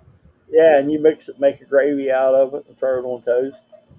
Nope, never had that. Huh. Yeah, there's some good country food down this way. Hot dogs, Oh yeah. another big. Now, do you guys put beans in your sauce, or is it What do you mean? okay? When we make a hot dog, we take hamburger, cook it. Water it down, get it nice and thin, and then we add our ketchup, mustard, and all that stuff. Make our sauce. But some people don't make sauce; they put beans in it, like a chili dog. They call it, I think, up north. Well, yeah, chili dog is literally it's chili. I mean, it's just Yeah, chili on a hot dog. But we also have the stuff up here that they call firecracker sauce for hot dogs. It's not quite chili, and it's not quite a pasta meat sauce. It's yeah. somewhere in the middle. Okay, that's what I'm talking about. Yeah, Yeah, I didn't know what you guys called it up there.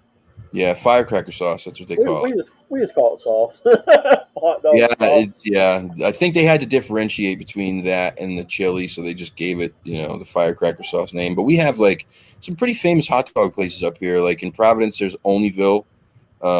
It's super famous. They have that kind of sauce there. It's hamburger and tomato and that kind of shit. And Yeah, then yeah. they do cheese and onions, and they're amazing hot dogs.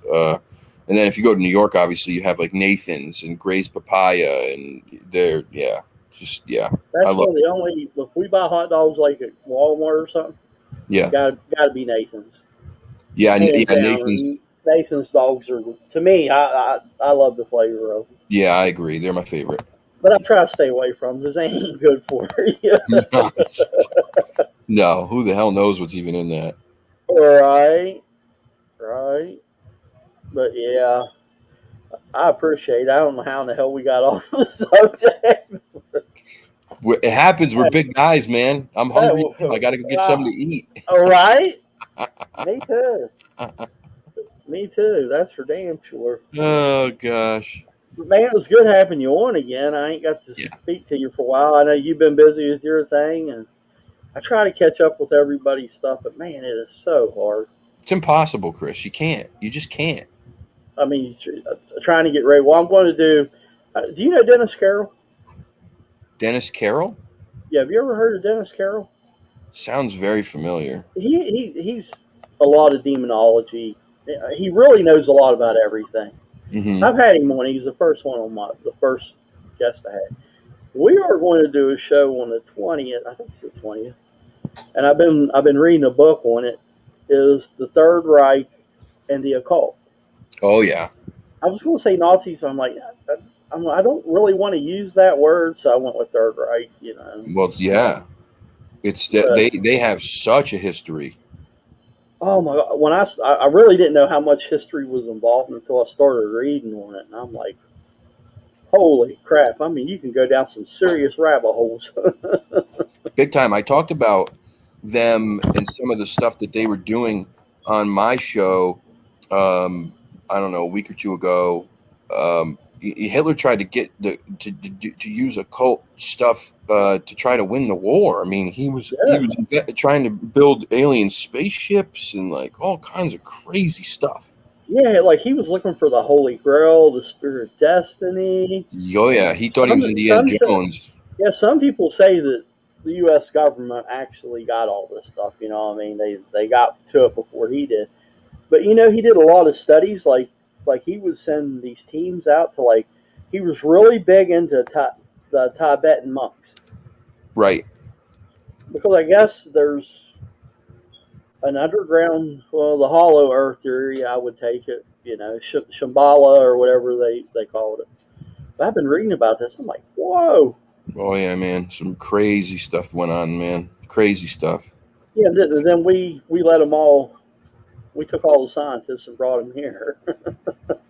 Yeah, we either. I was just talking about it, and I forget the name already. This is how terrible I am. There was that weird bell-shaped anti-gravitational machine that the Nazis made.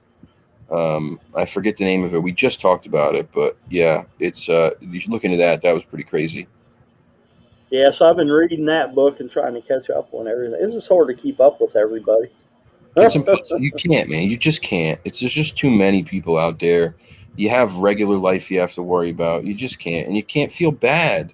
You can't Yeah, I know. because you have to take care of yourself and do the things that keep you sane and make you happy, and you have to get your rest, and you watch what you can when you can. I rarely make lives anymore because usually it's a live is going on when I'm in the middle of doing something that You regular need life to. Yeah, yeah. I have to watch. I watch afterwards. I go back and watch when I have the time to watch. Sometimes I'll get half a show. Sometimes I'll get three-quarters of a show. But I try to pop in where I can. At least hit the like button and give that to the people. But you just can't watch everything. You just can't. No, you can't. Now, I have got to watch you and Ben and Fresh. It's a pretty good show. I really like it. I enjoy Yeah. it. It's very fun to do. It really is. It goes Fresh, off the rails sometimes. Fresh looks like one of them. He reminds me of like some secret government agent. Yeah, yeah, yeah. We have our theories. Right? we have our theories. There's a couple of them. He's like, you know, 007, or maybe he's a vampire. This is the new theory. He might be a vampire. Might be a vampire. Might be a vampire. I Keeps very like Fresh. keeps I very mean, strange hours. He wears kind of some strange garb. You know, never know where he is in the middle of the night. Yeah, doesn't doesn't get up till very late in the day. You know, so he might be a vampire, but he's still my buddy. oh yeah, Fresh is a nice guy. He really is, He's and awesome. Ben's really nice too. No, they're You got both a great. you got a nice crowd. You know what I mean on your chat. You always have Yeah, a the nicest people. I love the crowd that come there. I think, you know, I've lost quite a few people, quite a few viewers. Um, Really? yeah, I have. I think a lot of it had to do with me taking time off and people just not sticking around because I wasn't putting out content like I was before, but I was just getting burnt out. You get burnt Um, out, man. I had to take some time off too. It just I don't think people understand that the time it takes to do this. I mean, they don't. They don't. They think it's and, just so easy, and you know it's all fun, and it's very very time consuming. It's hard, so you have to take time for yourself. Uh, I wish people understood more. I also think that I started speaking out more about things that were bothering me in the community, and I oh think yeah, some people can't take it. Uh, at the end of the day, though, you know, it's my channel. I I feel like I want to protect this subject matter. I want to keep it all above board because if right. it's not, then we're doing a disservice to it. We've already got enough shit going against us, so it's important to fight to keep things level. And some people don't like to hear that, and usually it's the ones who are doing shit that are, you know, Not supposed to be. Yeah, that makes us look bad. yeah, I mean, honestly. yep. Hey, Brian and Chewy's on. Hey, Brian. Yeah. There's another. Oh, Salty, what's up, man? Salty, yeah. Salty's another great one. Mary, still the greatest comment that I've ever gotten on my channel was by Mary Albright. The greatest comment ever. I still laugh when I think about it. What did she say? It's good to send I'm back. not. I'm not even not repeating it. It was great though. I could. Oh, I'm sure. Hey, Oh fresh. God. I'll check that out. He sent me something. Research the order of the garter. Oh, here he is talking about the goddamn lingerie again. The Order of the Garter Belts. Black Nobility Club Yeah, of 300 strong. blah blah blah. Oh, that's it. The Diglaka. Diglaka. I think it's how you pronounce that. That's that bell thing I was telling you about. Oh, okay, okay. The, the Diglaka. I think that's how it's pronounced in German. I could be completely wrong, but yeah, that's that bell thing. Crazy shit. It is crazy some of the stuff I found there. I couldn't believe it. Like they hired the well, didn't hire them. They got these Nordic looking women together, and supposedly they would do seances Mm. and would talk to extraterrestrial life beings. Yep, that's what they said. Yep. And I guess the ones that look Nordic, the aliens, supposedly talked back to them and told them a bunch of different stuff. And, Well, you should look into Billy. Oh gosh, I'm so bad, man. My brain is shot. God Um, no, I Billy, what was that guy's name?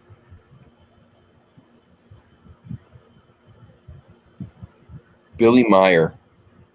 Billy Meyer. Billy Meyer. He's like from like Sweden or someplace like that, and he has a ton of pictures of UFOs from like the '60s, the '50s. That Yeah. like they came to visit him, and it was the Nordic looking ones, and he had communication with them. Apparently, I mean, again, I don't know, but a lot of it seemed to be pretty true. He had evidence to back it up. He was told things that were going to happen here, and yeah, man, you should check into him. Some pretty cool shit.